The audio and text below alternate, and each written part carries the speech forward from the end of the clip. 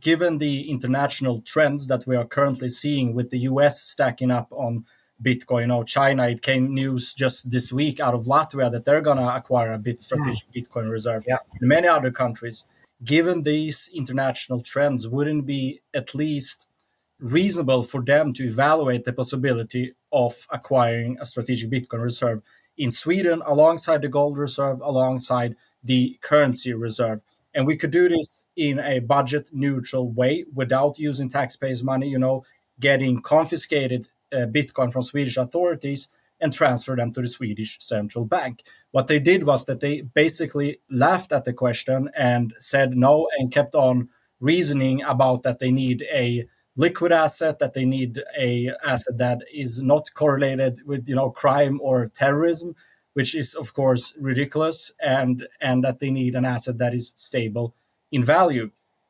And if I may keep on my reasoning here, Pete. So if you look at these three claims, the liquidity of Bitcoin, as I understand, Bitcoin has had 100% uptime since 2013. It is traded 24/7, 365. It has all the features that you want to see in a reserve asset. It is globally transferable. It doesn't know any limits due to jurisdiction.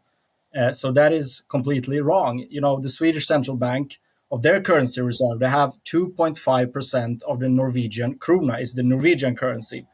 And to claim that the Norwegian krona has better liquidity than Bitcoin, which it's the sixth biggest asset, right, today?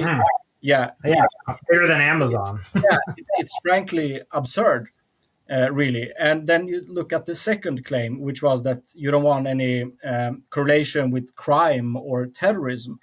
According to Chain Analysis, they're saying that only 0.34% of all Bitcoin transactions are linked to crime. So this is much more lower statistics than for traditional transactions. Also, the Swedish police themselves have said that for them it's much easier to track a cash or a Bitcoin transaction than it is to track a cash transaction, because it's so transparent and every information you need is on the blockchain. And the last claim that they made was that they need something that is stable in value. And it is true that Bitcoin is a more volatile asset than any other asset class.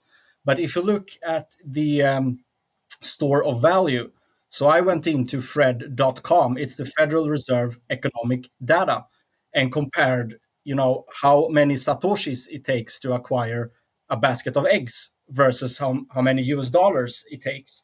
And what you see through the timeline is that it takes fewer and fewer Satoshis to acquire a basket of eggs and more US dollars. The same trends are visible for acquiring a US home or acquiring gold. So Bitcoin really is a better store of value, obviously, than the US dollar. So if the Swedish central bank are basing their whole conclusion on these three claims, they're entirely wrong.